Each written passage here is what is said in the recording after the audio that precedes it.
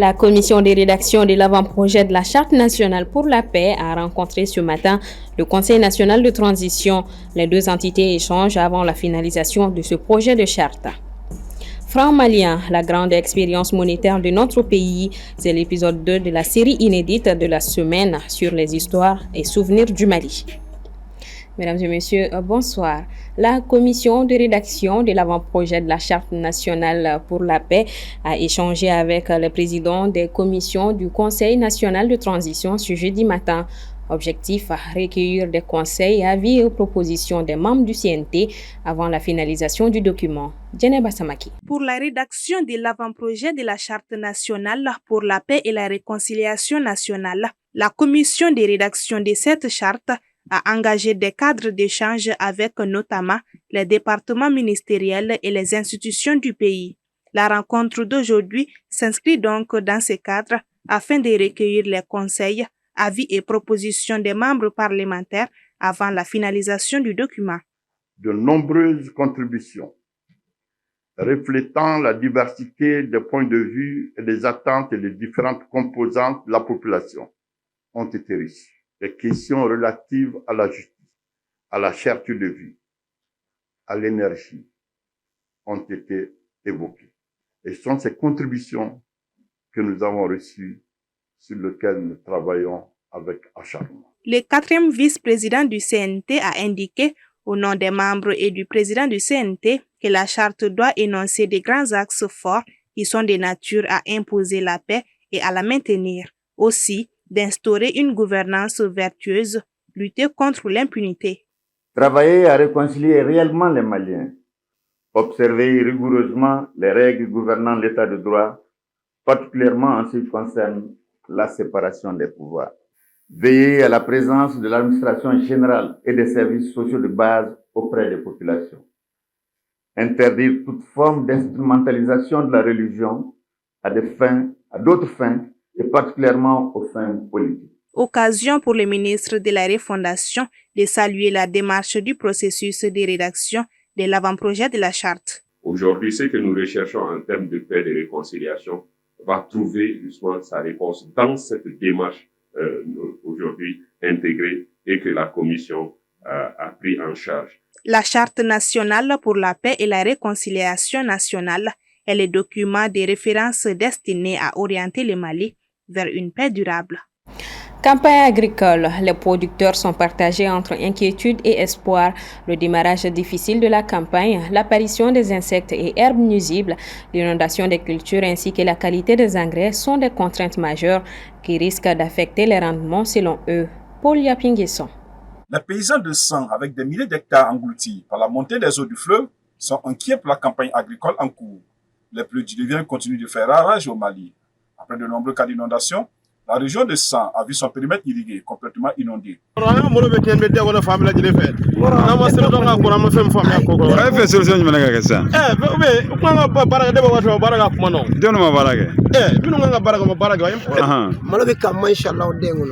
An ka sigi an ka lajɛ malo ninnu an tɛ ka malo ninnu falen ka ban ne sanga di ne jigila de kun kɔnɔ yan mɔgɔ tɛ den ni mɔgɔ min kuma bɛ se ka kuma den na ne bɛ se ka kuma den na ne mɔgɔ si sigi tara ka bɔ san bagaji ne bɛ se ka min fɔ den na ne ɲɔgɔn dɔgɔ san min bɛ se ka min fɔ den na an k'an sigi an ka kɔlɔlɔ lajɛ ji kɔni nana o ye tiɲɛ ye ji yɛlɛ malo falen ne kan ji ma ye malo falen kan dɛ ji yɛlɛ malo falen ne kan mashallah an k'an sigi an k'a filɛ ji min bɛ jigin ka ban an bɛna malo ka den kɔnɔ f'a bɛ tila ko tiɲɛ ko sanga di ko jɔn k'i jɛ dɔn ka tɛmɛ an kan. L'insécurité exacerbée par les inondations vécues cette année risque d'aggraver la crise alimentaire à Sang.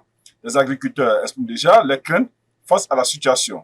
En effet, si dans les régions de Sikasso, Koudjala, Ségou, les agriculteurs expriment leur joie pour le bon état perceptif des champs, tel n'est pas le cas en ce moment pour les paysans de la nouvelle région de Sang, surtout où sévissent l'insécurité et les inondations. Les pluies diluviennes ont détruit de nombreux champs. Par conséquent, les agriculteurs craignent une insécurité alimentaire cette année. À cela s'ajoute l'insécurité et le déplacement massif des populations. Aussi, révèle le système d'alerte précoce, plus de 52 000 personnes déplacées ont été enregistrées en cette saison hivernale dans les régions de Bandiagara, Douanzan, San, Diré et Gao. Selon un ingénieur agronome de la région sur le sol de l'anonymat, je le cite, les dégâts occasionnés par la pluie auront forcément un impact considérable sur les récoltes à venir. Quant aux responsables de la division technique de l'agriculture, ils affirment que le gouvernement et ses partenaires sont en train d'intervenir pour trouver des solutions alternatives à cette situation. Il faut souligner que plusieurs localités sont touchées par les inondations. Ces catastrophes ont emporté des hectares de cultures, faisant planer une menace de mauvaise récolte cette année. Place à notre série de la semaine consacrée aux histoires anciennes dans le cadre de la commémoration de la fête de l'indépendance. Dans l'épisode 2, nous nous intéressons au franc malien, la grande expérience monétaire de notre pays. Soumaïla Fani. Après son indépendance acquise le 22 septembre 1960, le Mali crée le franc malien le 1er juillet 1962. À la veille, il prévient Paris qu'à partir de cette date, le franc CFA cessera d'avoir pouvoir légal sur son territoire et il sera remplacé par cette nouvelle monnaie malienne qui aura une valeur égale à celle du franc CFA. Il fallait quand même établir les bases d'une économie auto-centrée, diversifiée pour le bien-être des Maliens. Et donc dans ce cas d'espèce, il fallait élaborer ce qu'on appelle un plan de développement. Et pour financer ce plan, il était difficile de le faire avec le franc CFA parce que, comme vous savez, il y a des critères de convergence. Et lorsque des pays partagent une monnaie, il y a des limites au déficit budgétaire, à la dette de l'État, ainsi qu'à un certain nombre de facteurs comme l'inflation et puis la masse salariale, etc. Si cette réforme monétaire a suscité des inquiétudes dans le milieu des affaires, elle a été tout de même accueillie par certains comme symbole de puissance et d'autonomie. C'était l'année de mes examens et de ma réussite scolaire aussi. Donc, cette double euphorie a connu l'événement majeur de la monnaie.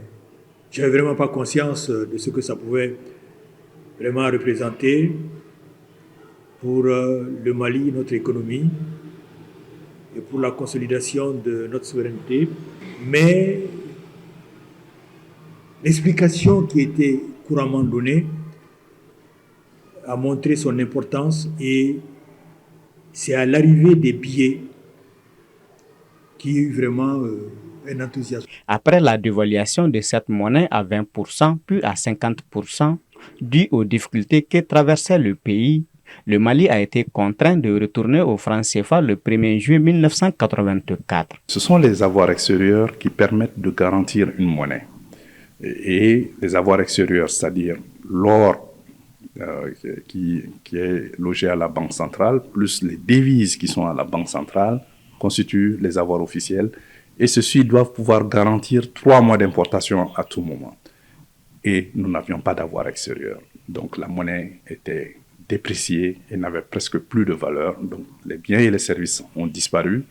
Et évidemment, il fallait entreprendre des réformes. Et c'est ce qui a été fait en 1967 pour quand même ramener le Mali dans l'UEMOA le 1er juillet 1984, soit 17 ans après la signature des accords franco-maliens. Avec la création de l'AES avec le Burkina Faso et le Niger, la question de la monnaie renaît au sein de l'opinion publique, car perçue comme un instrument de souveraineté. Mais est-ce qu'on a tiré les enseignements du franc malien? Parce que nous sommes les seuls à avoir quitté la zone franc et à y revenir.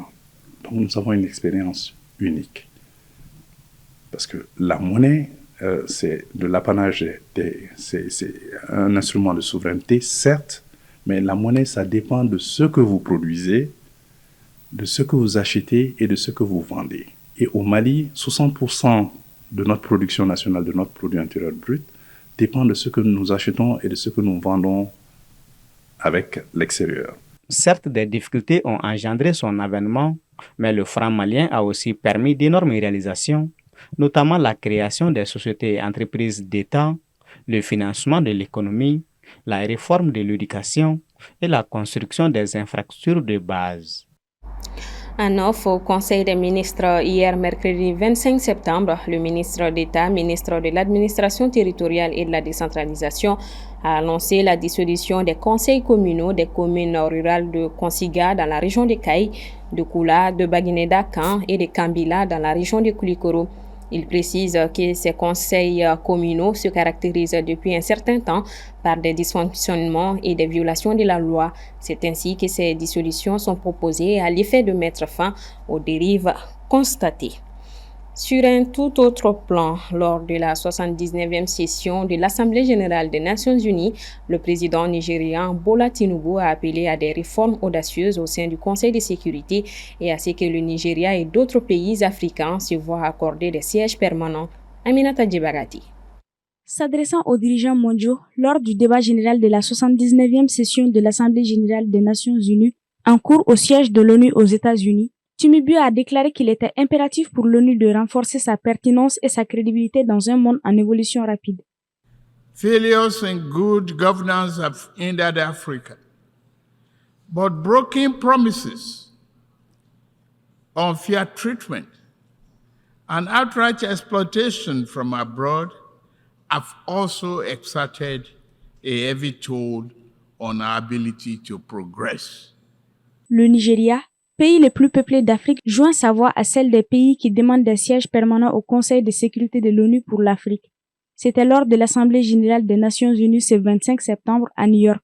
L'accent fut mis sur les principes d'inclusion, d'égalité et de coopération, tout en dénonçant la singularité et le nationalisme qui, selon le Nigeria, met à mal la quête d'une résolution pacifique et collective des défis mondiaux tels que le terrorisme, le changement climatique, la pauvreté, les crises alimentaires, l'hyperinflation, entre autres. Selon lui, c'est la garantie la plus sûre d'une action mondiale face aux défis essentiels auxquels la communauté internationale est confrontée. Les intervenants nigérians ont ainsi appelé à des réformes audacieuses au sein du Conseil de sécurité des Nations unies et à ce que le Nigeria et d'autres pays africains se voient accorder des sièges permanents au Conseil de sécurité. Nous restons sur cette tribune. Ce mercredi, le président sénégalais Bassirou Diomaye Faye a évoqué une série de points clés concernant les enjeux mondiaux actuels, plaidant pour une transformation des institutions internationales et abordant des sujets tels que le Sahel, les inégalités économiques et la crise climatique. Il a également réaffirmé l'engagement du Sénégal en faveur de la paix et de la justice mondiale, suivant un extrait de sa déclaration. Jamais les fondements des Nations unies n'ont autant vacillé qu'en ces temps de violence et de peur et d'incertitude. Si nous voulons éloigner le spectre de la guerre et œuvrer à l'avènement d'un monde meilleur, alors il est temps de changer les paradigmes. Il est temps de remettre l'humain au centre de l'agenda international, comme nous y invite le thème de cette session. Monsieur le Président, Mesdames, Messieurs, nous ne voulons plus fermer les yeux sur la tragédie qui se déroule dans le Sahel. Des groupes terroristes sèment la terreur, pillent, tuent les populations civiles innocentes.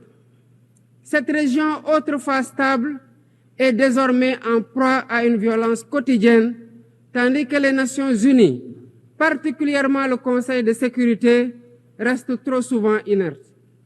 De même, nous ne pouvons pas accepter que le Sahel devienne le théâtre de rivalités de puissances étrangères dont les affrontements ne font qu'aggraver la déstabilisation de la région. Je dois rappeler ici que la paix et la sécurité de l'Afrique sont indissociables de la paix mondiale.